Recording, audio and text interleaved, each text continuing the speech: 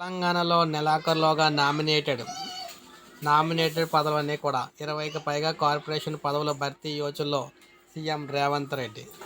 CM America నుంచి తిరిగి రాగానే ఢిల్లీకి టీపీసీసీ చీఫ్ ఎంపిక, నామినేటెడ్ అంశాలకు లైన్ క్లియర్ అయ్యే ఛాన్స్. 3-4 కీలక కార్పొరేషన్లకు ఎమ్మెల్యేలకు ఇచ్చే యోచన కూడా.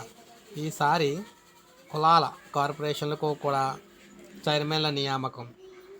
సో కాంగ్రెస్ నేతలకు మరోసారి పదవుల పకడ పొందేందుకు అవకాశం అయితే దొరికింది.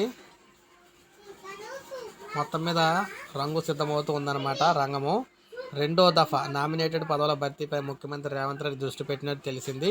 ఇంతకుముందు 36 కార్పొరేషన్లో చైర్మన్లకు నియమించగా ఈసారి మరో 25 పైగా పోస్టులను నింపే యోచనలో ఉన్నట్లు సమాచారం. సీఎం రేవంత్ అమెరికా, దక్షిణ కొరియా పర్యటనలు పూర్తి చేసుకుని వచ్చాక ఢిల్లీకి వెళ్ళి ఆ విషయంపై అధిష్టానంతో చర్చలు అయితే జరుపుతారని ఆ పార్టీ వర్గాలు అయితే తెలుపుతూ ఉన్నాయి.